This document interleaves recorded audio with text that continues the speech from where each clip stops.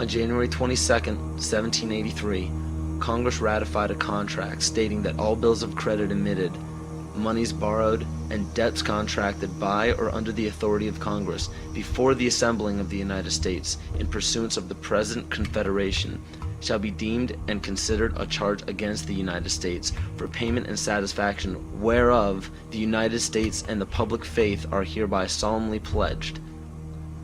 The party that the U.S. owed these loans to? King George. I hope this paints a picture for you of how Great Britain funded both sides of the Revolution. To this day, Great Britain collects taxes from the United States via the IRS. The IRS isn't even an agency of the United States government. If you don't believe me, look up IRS publication 6209. The FCC, CIA, FBI, and NASA were never part of the United States government. The U.S. government only holds shares of the stock in various agencies. Social Security numbers are also issued by the UN through the IMF. The Civil War, which lasted from 1861 to 1865, was also instigated by Amschel Rothschild to divide the United States and force it into debt with a central bank. The goal was to put the country of the U.S. back into the hands of Britain through huge loans taken out for munitions. To do this, it was crucial to put a controversial issue in limbo such as slavery. Knowing full well that the Declaration of Independence would create an uproar among southern states that depended heavily upon slave labor, it was signed in Philadelphia, Pennsylvania by 35 people, 33 of whom were Freemasons. John Brown was a Mason and a Rosicrucian who was brought to power by William Lloyd Garrison and Senator Charles Sumner, both descendants of the Illuminati bloodline. With the help of the New York Times, John Brown was built up to be a hero in the anti-slavery movement. Ulysses S. Grant, former president, was born Hiram S. Grant. This name was given to him by his father, Master Mason Jesse Root Grant. Jesse Root Grant worked for John Brown's father and then went on to work for E.A. Collins, one of the 13 Illuminati bloodlines. Ulysses S. Grant was brought to power rapidly with help from Collins. From April 1861 to May 1864, Grant went from the rank of private to commander-in-chief of the entire Union Army. Once Grant was appointed president, his cabinet consisted of 8 Freemasons, including Alphonso Taft, which was William Taft's father, who was also an ancestor of Bill Clinton. Jonas Mills Bundy was one of the 13 Illuminati bloodlines, who was also the presidential advisor to Grant as well as the next 2 presidents. And cabinet member Columbus Delano was Franklin Delano Roosevelt's grandfather. In November 21, 1933, President Franklin Roosevelt wrote, "The real truth of the matter is, as you and I know, that a financial element in the large centers has owned the government ever since the days of Andrew Jackson." Abraham Lincoln's father was A.A. Springs, who was part of the Rothschild dynasty. Lincoln's half-brother worked for Louis Cass Peyser in the Merovingian dynasty, which was the 13th Illuminati bloodline. Peyser also owned Jekyll Island, which was where the Federal Reserve Bank was created. In the mid-1800s, Abraham Lincoln and the Whigs were trying desperately to keep Andrew Jackson from establishing a gold standard called the Independent Treasury System. Lincoln and his party fought to set up a central bank, making such public speeches as, "Under a gold and silver standard, all will suffer more or less, and very many will lose everything that renders life desirable." This statement resounds elements of scare tactics in this speech and other speeches on the matter given by Abraham Lincoln. They give no real evidence or explanation. In the early 1900s, after a failed attempt for Woodrow Wilson to set up what was called the League of Nations following World War I, Wilson and his advisor, Colonel House, set up the Institute of International Affairs.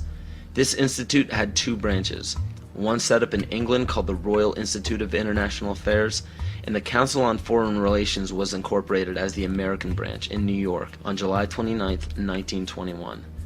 Founding members include Colonel House, J.P. Morgan, John D. Rockefeller, and a few others. A national income tax was declared unconstitutional in 1895 by the Supreme Court, but a constitutional amendment was proposed in Congress by Senator Nelson Aldrich. This makes much more sense when you notice that Nelson Aldrich was also known as being the authentic voice of J.P. Morgan, and later married into the Rockefeller family. Today, 27 to 35% of American workers' pay is taxed, and this money goes to a central bank called the Federal Reserve, or the Fed.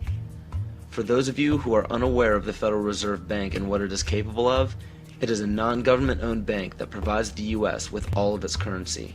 They control the inflation rate by the amount of money in circulation. Yet the most amazing aspect of the central bank is the suspension of specie payments, in which the Fed can refuse to pay their obligations, yet taxpayers must pay their debts or go bankrupt. In other words, the suspension of specie payments is the central bank's right to breach a contract with no penalty whatsoever. In even simpler terms, it's called theft. How is it that the Fed is allowed to breach any contract they wish without penalty from the government? The answer is simple. The Federal Reserve Bank has power over the government instead of under it. Carroll Quigley, Bill Clinton's mentor while at Georgetown University, wrote of central banks, "They want nothing less than to create a world system of financial control in private hands, able to dominate the political system of each country and the economy of the world as a whole. Controlled in a feudalist fashion by the central banks of the world acting in concert, by secret agreements arrived at in frequent private meetings and conferences." It is important to note that nearly all of the founders of the Federal Reserve Bank were involved in the conception of the Council on Foreign Relations. Since 1934, when the Fed was established, almost every United States Secretary of State, all Secretaries of War or Defense since Henry L. Stimson, almost every head of CIA since Allen Dulles, nearly all presidential candidates, Dwight D. Eisenhower, JFK, Richard Nixon, and Bill Clinton were members of the CFR. George Bush Sr. was actually the CFR director from 1977 to 1979. Understand that all of these high-ranking government positions were lobbied into place by the organization set up by the international banking cartel.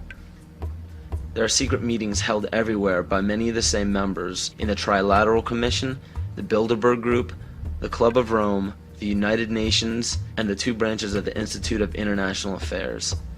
These groups make up what is known as the Round Table, developed by Cecil Rhodes. Other offshoots or preliminary groups are the Bohemian Group and Yale University's Skull and Bones organization, which we all know George W. Bush, George Bush Sr., and John Kerry were all a part of.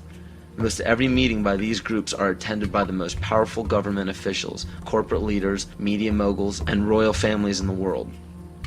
These meetings are held in secret and not a word of them reaches the mainstream media. How is it that so many powerful people can attend meetings alongside the mainstream media and not a mention of it makes it to the public? This all may start making more sense when you start understanding that common citizens aren't meant to know what is happening at the top.